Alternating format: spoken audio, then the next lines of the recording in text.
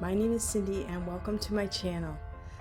This channel has always been about teaching online for the last couple years. Actually, the last 4 years I taught online and it was a great experience, and I started this channel so that I could talk to my teacher friends and see if I could find more teacher friends that might want to teach online as well.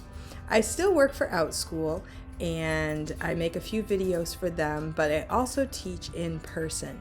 So I am working on that right now, and on my channel I share tips about teaching math, and sometimes just do random chit-chat videos to teacher friends. And today I would like to show off my little poncho that I made for myself. I made a couple of these for my grandkids, and I found this really awesome yarn. It's only got the tan left to it. And I wanted to make a video on casting off. So this video is going to be all about casting off, and I'm going to be finishing up my amazing poncho. So stay tuned. If you have never been to my channel before, go ahead and hit like and subscribe. And if you're here for the knitting, I plan to put more knitting videos up because I do teach knitting on Outschool, and it's a lot of fun. I've had some really great knitters who are quite young. You'd be surprised what they can do. And so I really love knitting. And so I might make some more knitting videos and some more videos for teachers. So stay tuned. Here is how to cast off. And I'm going to be casting off and ending this really awesome project that I just made. So I made this, it's called the Dream Poncho, and I got it on Ravelry.com. On Ravelry.com, you can get patterns, and a lot of them are free. You can also get some of them for a few dollars. You know, sometimes I pay a few dollars for them if they're really good ones. I really liked this one. It was actually a kid's pattern. It's called the Dream Poncho. I'll link it below.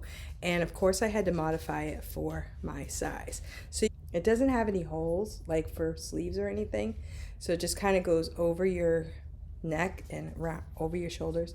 Oh yeah, I did make this sweater too. This is called the February Lady Sweater. So this is the February Lady Sweater, and this was quite a challenge. This part here is garter stitch, and the bottom part is lace, and I was having such a hard time with it. But then I had a friend tell me that I needed to put in stitch markers. Worked like a charm. So if you have a lace, you can get the little stitch markers, and you can put that in every so many stitches so that you don't lose count of where you are in the pattern. So when you end a project, that is called binding off. So I used circular needles for this project, so I'm going to get this set up so that I can end it. Now this one looks striped, but this was one variegated ball, kind of like this one. This one's blue, and this is different shades of blue, but this was more earth colors, which I thought it was really pretty. I can't wait to try wearing it. It's kind of an interesting pattern because it just kind of goes over your shoulders. It doesn't have sleeves. It was pretty easy. I made them for my granddaughters. I'm not sure exactly how they liked them, but I thought they were cute. Anyway, so here we go. We're going to go 1, so knit 2, and then you're going to take the first one and bring it over the second one. Knit 2 again, bring the first one over the second one. Knit another, and then you're going to just keep going. So every time you knit and you bring it over, you are ending that stitch, and it's just, there are different ways to bind off.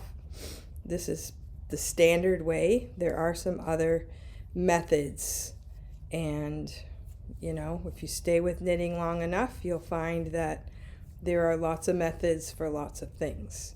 So as you just knit another one, bring the first one over the second, knit another one, bring the first one over the second, and you just do this all around your project.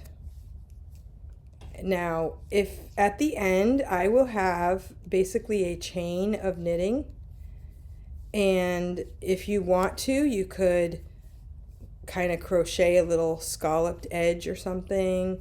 You could add, you know, what is it called? Tassels to it if you want to. That would be fun. Or you can just leave it as it is. I'm planning on just leaving it as it is.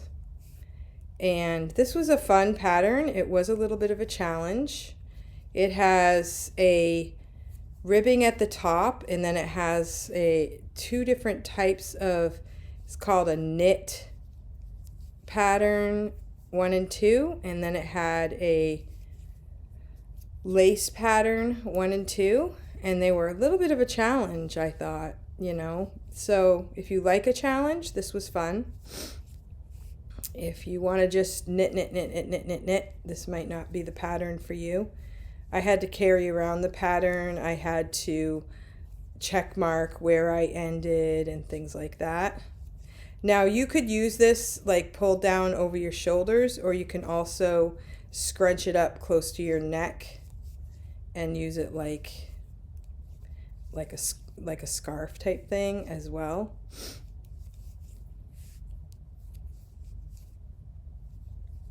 So this is a lot of fun. I actually have saved this for several days so that I could make a video. That looks so pretty. It looks like I planned it that way. It has the pretty lace with the tan on the end. Huh. I did not plan it that way. I just sort of knew how far down I wanted it to go, and I just kept going with the pattern. I wanted to end on the lace pattern, and so it's been in holding for a few days because I wanted to make this video. So it's really fun. So casting off is really important, because if you just take it off your needles, the whole thing's going to come unraveled. It's important because this will be the edge of your garment. As you're wearing it, you want it to look good on the edges. So this is a circular needle. So with the circular needles, I find that you have to constantly adjust them. And I have pretty long, a lot of needles, it's a wire. This one is tubing, because these are bamboo needles with plastic tubing, and you can get these on Amazon for very inexpensive. So I have all different sizes because they're so inexpensive.